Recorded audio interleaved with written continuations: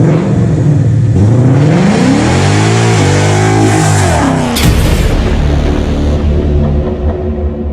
is going on, everybody? Logan here for another video, and today is going to be a little bit more of a rant video, but that's just because of the news I got today.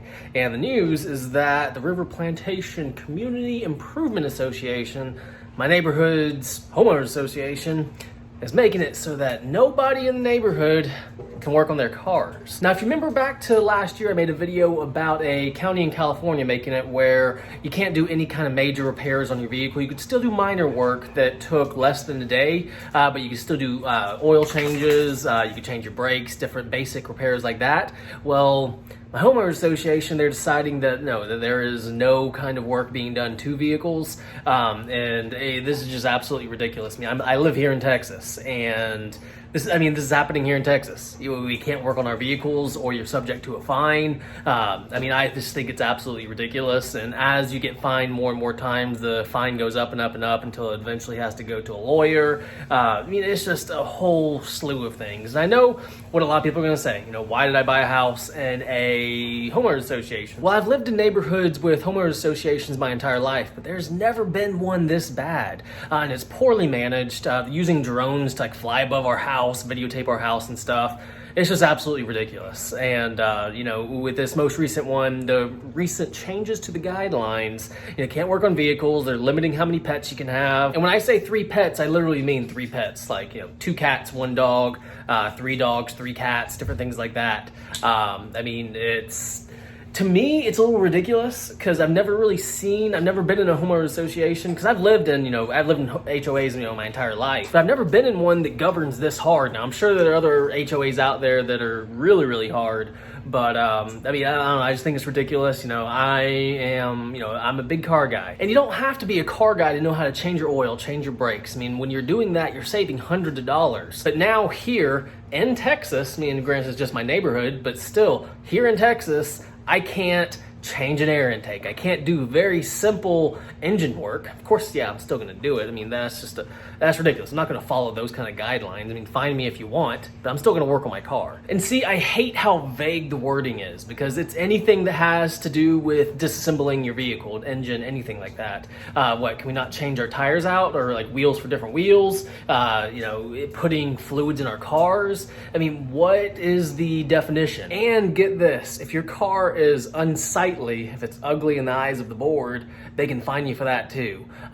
If you don't move your car in 48 hours, they can fine you for that. It's just ridiculous. For having an expired registration, they can fine you for that, because they're saying that it's, you're parking a vehicle. Vehicles aren't allowed to be parked or stored in your own driveway. It can be in your garage, but not your driveway. And how would they even enforce the registration? What, are they going to come onto your property, run over there, see if your registration sticker's in date? Because, what if you're facing your house? And you can't add on to your driveway for more spots, which to me is ridiculous too, because this neighborhood was built in the 70s. During the 70s, not everybody had a car. There's more cars per person who lives in a house now. So you can't add on to your driveway now. And this is just, there's a bunch of just ridiculous things in the new guidelines. And I almost feel like this is the HOA just being a little bit salty, because the governor of Texas recently passed a bill saying that it's just giving a lot of rights to homeowners, taking away power from the HOAs and giving it to actual homeowners. And the HOA is probably just a little bit salty. Now we can actually put a fence in our backyard, because everyone in Texas has the right to secure their property. Well, we've gotten denied to put up a fence in our backyard, and they even threatened to sue us because we put up a little temporary fence that couldn't have been more than 2 feet high around our property line, because we live on a golf course and we're tired of waking up and there being a golfer outside of our window just scavenging balls everywhere. So we just put up a little tiny fence. After a few months, we got a letter from a lawyer saying that if that fence isn't removed in a week, we're suing you. And then we're responsible for all kind of fees, attorney fees and everything. And it's just ridiculous. Living in an HOA like this is really proving that, and later in my life, I will never live in an HOA again.